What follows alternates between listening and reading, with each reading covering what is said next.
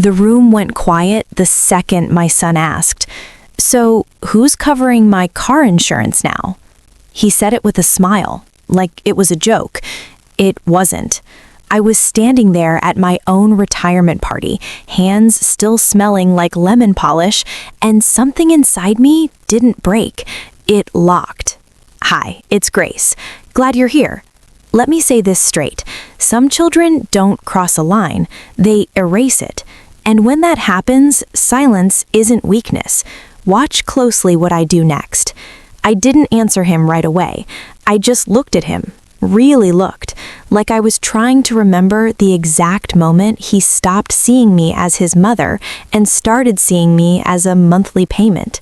The cake on the table said, "Happy retirement, Mom," crooked blue icing. I'd picked it up myself that morning, along with paper plates and those sad supermarket orchids nobody ever waters twice. 38 years cleaning other people's homes, and this was the celebration. Half the people there were clients, not family, not friends, just people I'd served. My daughter laughed first, not loud, just enough to say, "This isn't a big deal." My daughter-in-law didn't even look up from her phone. My youngest shifted in his chair, eyes down, like he knew better but didn't have the spine for it. And my son, he just stood there, waiting like I owed him an answer. I smiled. That's what surprised them. "Well," I said, smoothing my blouse like we were discussing the weather, "I suppose you'll figure something out." There it was, small, calm, final. He frowned, confused. That wasn't how this usually went. Usually I filled the gaps. Tuition, rent bridges, emergency repairs, groceries when things got tight. That temporary insurance bill that somehow never ended. I had built their lives like scaffolding, always there, never acknowledged. The music stuttered into some forgettable jazz track. I cut the cake myself. No speech, no toast, just plastic plates sliding across tables, forks scraping too loudly. Someone said, "Congratulations." Someone asked if I'd miss staying busy. I nodded like a polite stranger, but inside, I was already gone. By the time I got home, the house felt different, not empty, finished. I took off my shoes, walked straight to the closet, and pulled out the small metal box from the back shelf. Inside was my life, reduced to paper. Bank slips, insurance documents, copies of transfers I never talked about. Proof. Quiet, undeniable proof of everything I had carried for them. I opened my notebook. Not the grocery one, the other one. Numbers, dates, names. I didn't cry. That part was over. Instead, I turned on the lamp, sat down, and booked a one-way ticket to Portugal. Departure 6:10 a.m., no checked bag, no return. At 3:47 in the morning, I changed my number. While they all slept, I didn't rush the packing. That's the first thing I noticed. I wasn't moving like someone escaping. I was moving like someone closing a door properly, one hinge at a time. 3 blouses, 1 dark cardigan, comfortable shoes, documents, and the notebook. That went in last, not because it was fragile, because it was final. My phone buzzed on the kitchen counter. My son. I let it ring. Then again, then my daughter. I turned the sound off without even looking. It wasn't anger, it was clarity. There was nothing new they could say. I already knew the script. Confusion first, then irritation, then concern wrapped around manipulation. "Mom, you're overreacting. It was just a joke. Why are you making this into something it's not?" I poured a glass of water and sat at the table I'd paid off 12 years ago. There was still a faint scratch in the wood from when my youngest tried carving his initials at age 9. I had laughed back then, sanded it smooth, fixed it. That's what I always did. Fixed. I opened my banking app. One by one, I started removing things. Not dramatic, not emotional, precise. The monthly transfer to my son, gone. My daughter's temporary rent help, ended. Shared insurance coverage, terminated. The emergency backup account, closed. Each click took seconds. Each one erased something they had come to depend on without ever acknowledging. At 4:32 a.m., a message lit up the screen. "Mom, seriously, what's wrong with you?" I stared at it, then turned the phone face down. By 5:10, I was ready. The house was quiet in that early morning way, like it was holding its breath. I walked through each room once, not to say goodbye, to check if anything still belonged to me. The answer surprised me. Nothing did. Everything important was already in that bag. The taxi arrived exactly on time. The driver didn't talk much, just nodded when I said airport.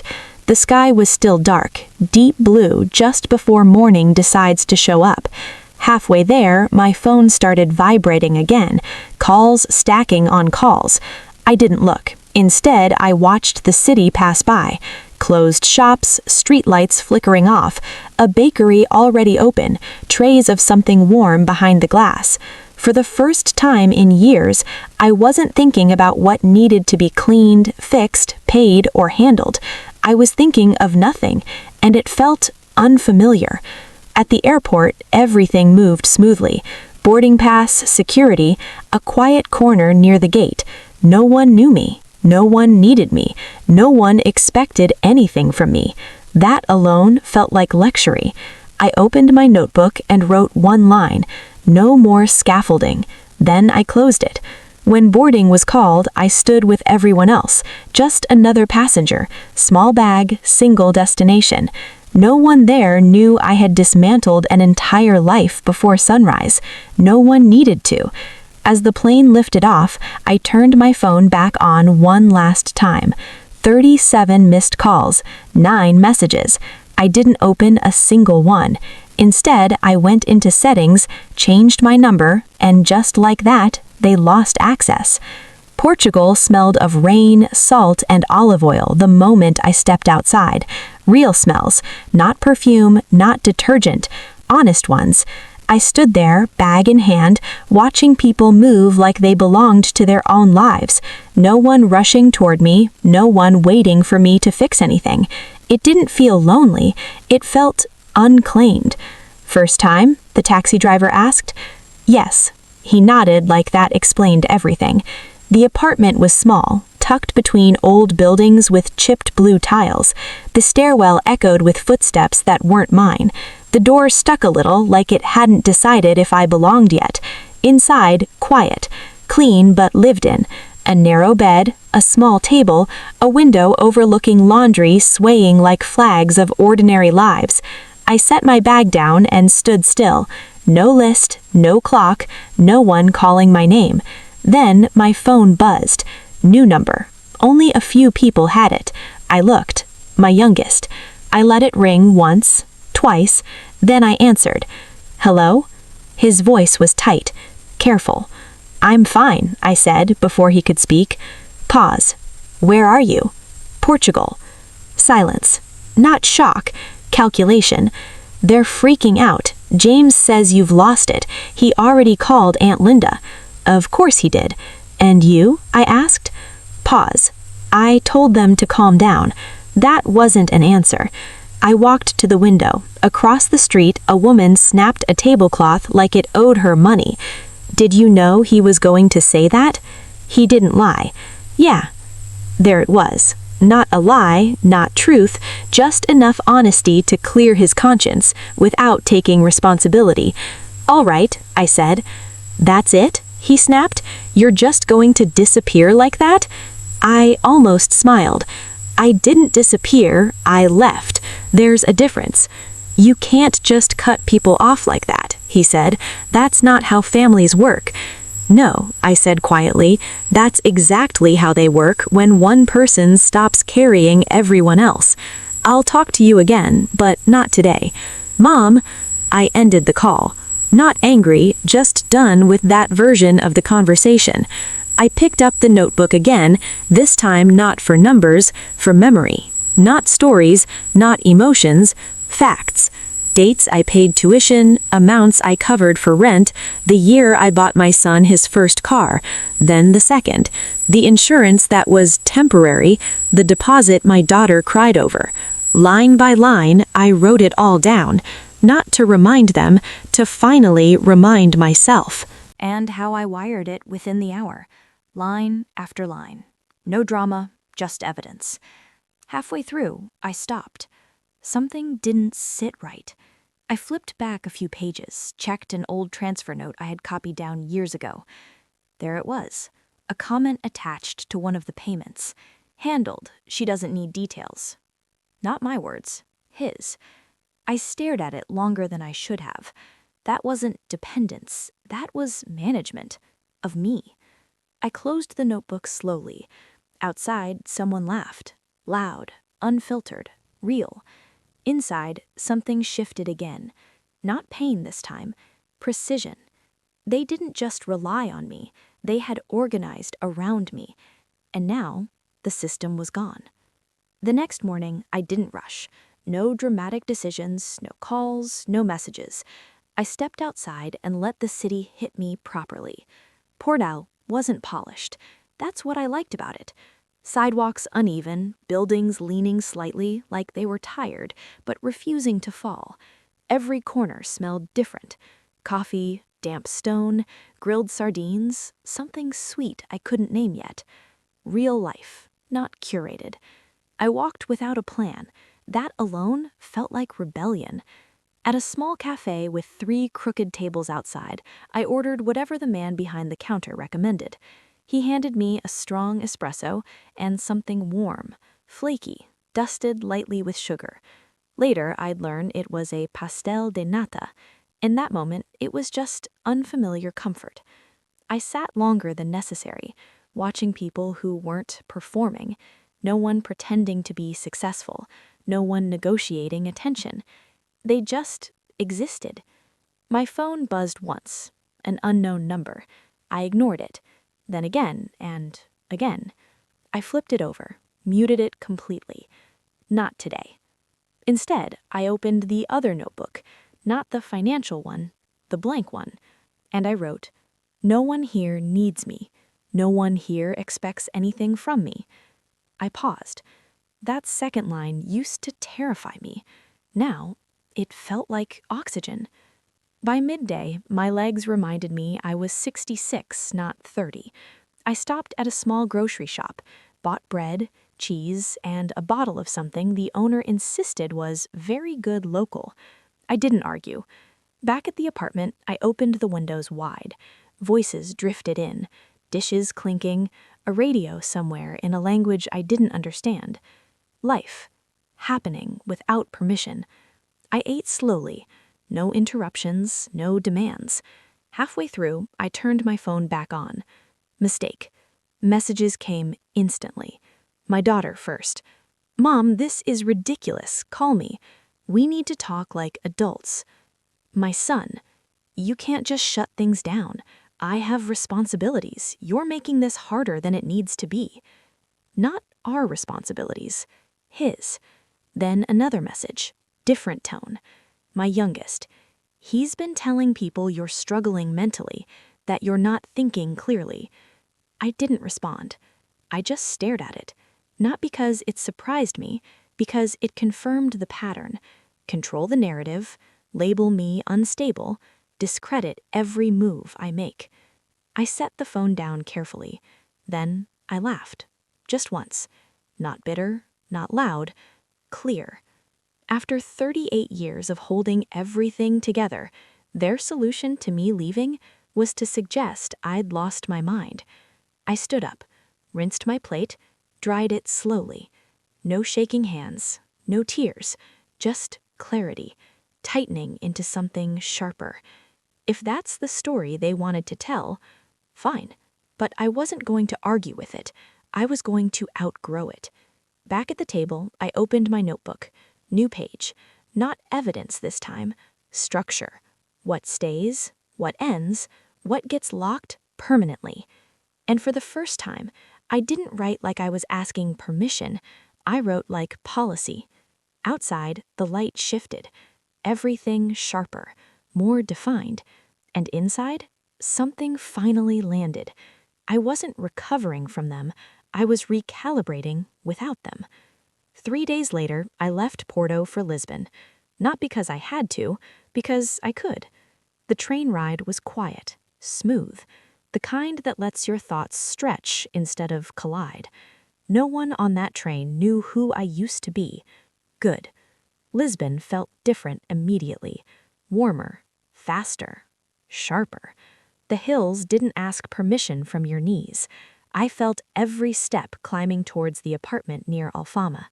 Inside, white walls, narrow balcony, rooftops stacked like uneven cards.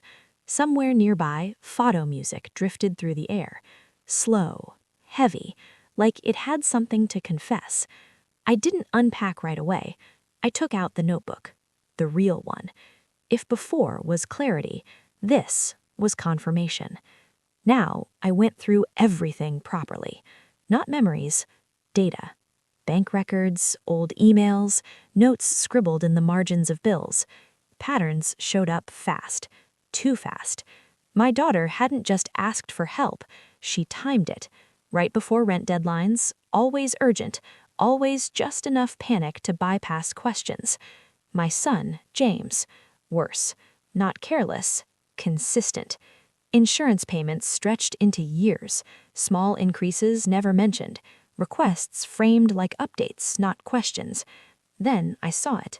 A transfer from 2 years ago, higher than usual. Note attached, handled, told her it was necessary. Again, not my words. I leaned back slowly. That wasn't support. That was a system, running quietly, with me as the engine. Another email thread. My daughter writing to someone else, forwarded to me years ago. I never paid attention then. Now, I did. She'll cover it, she always does. Just give me a day. No hesitation, no doubt. Certainty. I closed my eyes, not to process emotion, to organize response. Because now it was undeniable. This wasn't family support. This was structure, expectation, exploitation dressed as love. My phone buzzed again. Unknown number. This time, I answered. Hello? Pause. Then, my daughter. How long are you planning to keep this up? No greeting, no warmth, just inconvenience. I'm not keeping anything up, I said calmly. You cut everything off without warning. Do you have any idea what that does to people? I do, I said.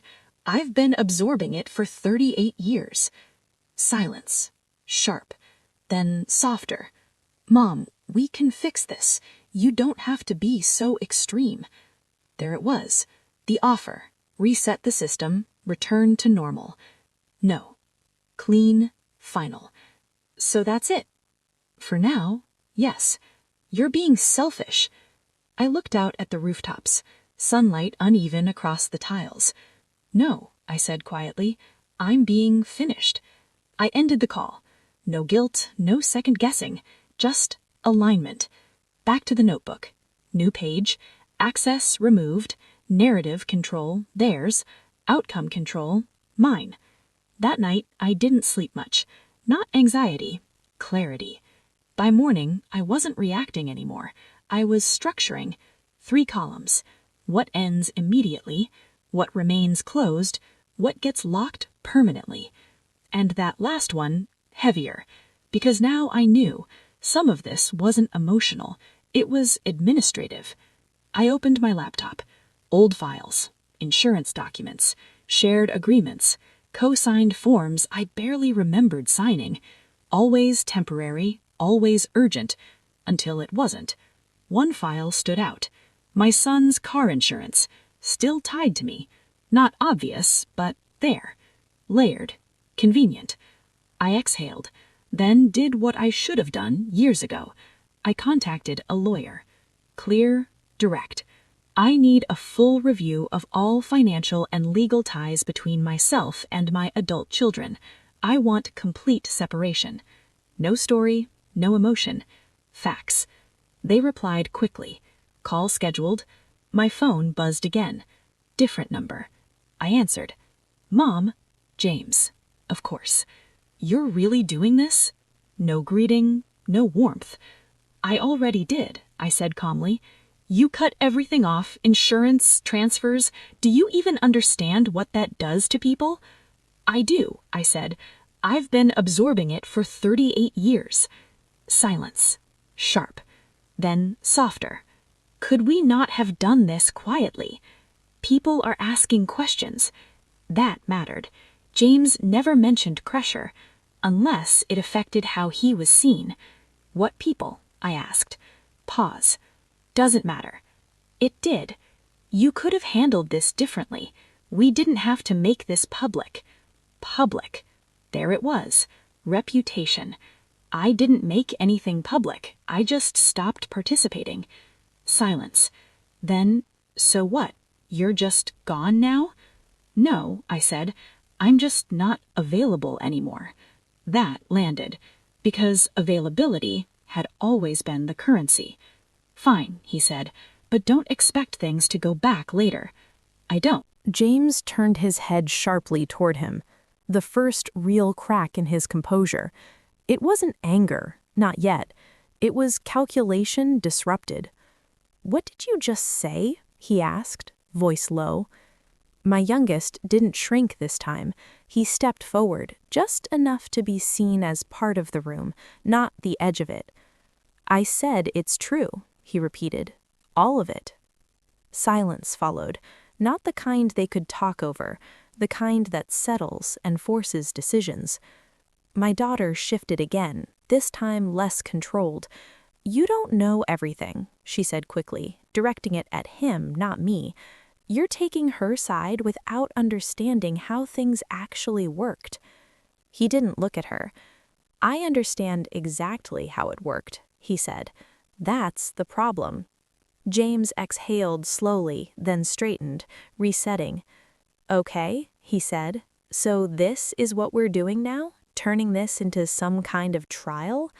"It already was," I replied. "You just didn't think I was keeping records." That landed. Not loudly, permanently. My daughter leaned back, arms folding now, the polite posture gone.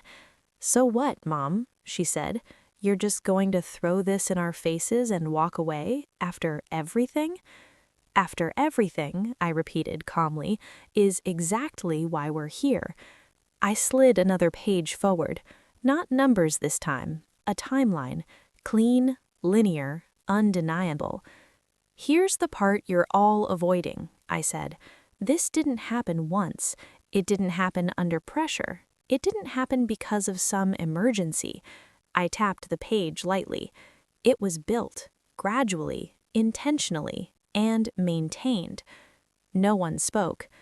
"Do you know the difference," I continued, "between support and dependency?"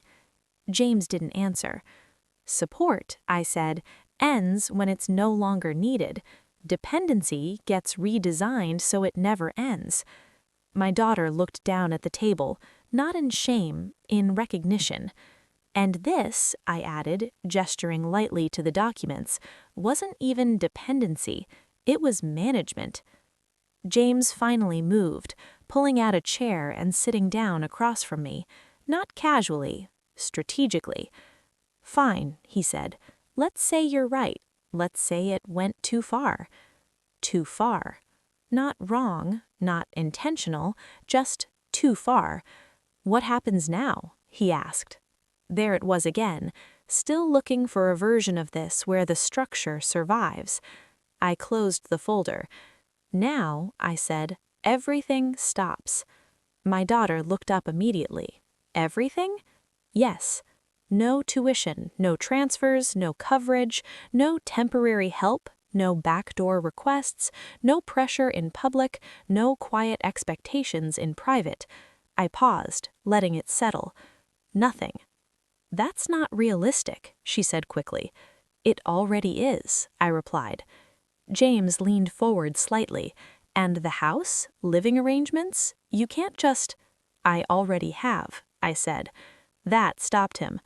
"Anything that isn't mine will be removed. You'll have time, not discussion, time." My youngest nodded once, almost to himself. My daughter shook her head slightly.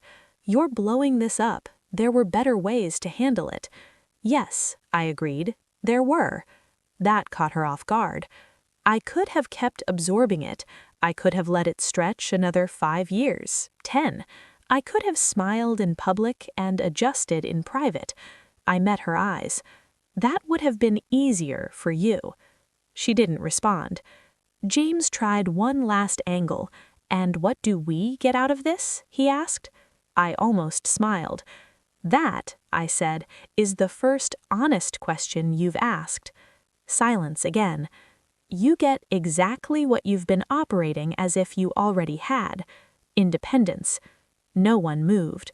No one argued, because there was nothing left to negotiate. After a moment, I stood, not abruptly, not dramatically, just done. This isn't a punishment, I added, picking up the folder. It's a correction. I turned toward the door, then paused briefly. Tomorrow, I said without looking back, I'll have a written outline of what happens next. Clear terms, timelines, no confusion. I opened the door. And this time, I finished, no one gets to reinterpret it. Then I walked out. Behind me, the room stayed silent, not because they didn't have anything to say, but because, for the first time, saying it wouldn't change anything. Don't, he started. No, I said it quietly, not louder, heavier. That stopped him. I leaned back slightly, not defensive, settled. This is the part where nobody manages anything. Silence.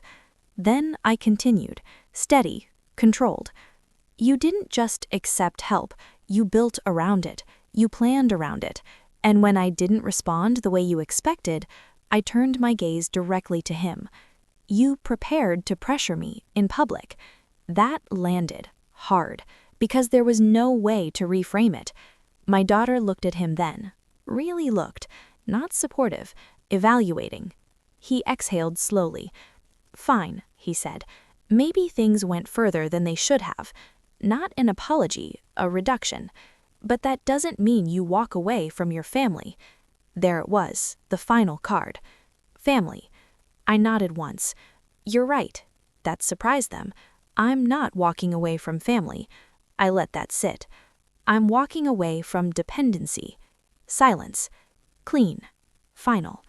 My daughter shifted, not defensive anymore, uncertain, because this version of me didn't fit the pattern she knew how to argue with. What happens now? She asked. Finally, the right question. I closed the folder, rested my hand on it.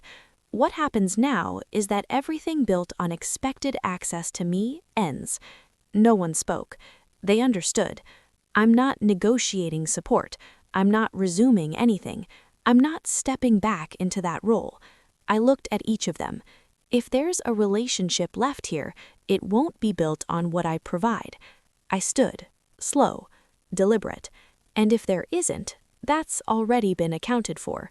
No emotion, no escalation, just conclusion. No one stopped me, because there was nothing left to use. In the kitchen, I poured a glass of water, like it was any other evening. My hands were steady, no adrenaline, no shaking, just done. Footsteps behind me. My daughter. You're serious? Yes. You're not helping at all anymore? No. This time she believed it. She leaned against the counter, thinking. That changes things. Yes. For everyone. That was always true, I said. You just didn't feel it before. She didn't argue. I didn't think of it like that. I know. Silence again. But different this time. Not tension. Recalculation. James won't take this well. I'm not managing him anymore. That line held. Clear. Structural. She nodded slowly. I'll figure my part out. The first honest sentence in years. Good. She hesitated, then left. He was still in the dining room. Same posture, different presence. You're making a mistake. No. I'm correcting one. I placed a document in front of him. Clean, legal, precise. This starts removing my name from everything it shouldn't be attached to. He didn't touch it. You're overcomplicating this. No, I'm finishing it properly. That word stayed. Properly. No shortcuts, no reversals. He leaned forward. And after that, what are we to you? There it was. Not money, position. You'll find out, I said, based on how you act without access. That unsettled him more than anything, because it removed the rules he relied on. I didn't wait for a response. I left. In my room, I sat on the edge of the bed. No relief, no triumph. Alignment. Everything finally where it should have been. Clear, separated, real. I opened my phone, wrote one line. No access, no leverage, no distortion. Then locked it, because there was nothing left to manage. 2 days later, I left. Not quietly, not dramatically, just visibly. One suitcase. Enough for movement. Everything else was already handled. He stayed in his room. My daughter stayed in the kitchen. Only my youngest stood in the hallway. Are you coming back? I looked at him. Not to this version. He understood. All right, and stepped aside. That was enough. Outside felt different. Not lighter, clearer. The taxi wasn't escape, it was direction. At the airport, everything moved clean. No hesitation, no second thoughts hiding in corners. Just forward. On the plane, I didn't check my phone. Didn't replay anything. Nothing was unresolved. By the time I landed in Portugal, the shift wasn't emotional, it was structural. I hadn't left. I had relocated my life completely. This time, the apartment was permanent, signed properly, keys in my hand. My name, no shared access, no backfall. Mine. Days changed. Morning coffee on the balcony. Walking streets that didn't know me, and didn't need to. Buying what I wanted, without calculating anyone else first. Evenings filled with quiet conversations, with people who didn't ask what I could provide, only who I was, and for the first time in decades, I had an answer. Weeks later, a message. Him. I didn't open it right away. Not fear. Choice. When I did, just one line. We're figuring things out. I read it, locked my phone. Good. That's what should have happened from the beginning. No reply needed. I stepped onto the balcony. Salt in the air. Warmth settling in. This time, it wasn't temporary. It wasn't borrowed. It was mine. I didn't lose my family. I removed myself from a system that required me to disappear so it could function, and I chose not to disappear anymore. If this hit you, you already know. Respect is not negotiable, not even with your own children. And if I were in her place, I would have done the same, just sooner.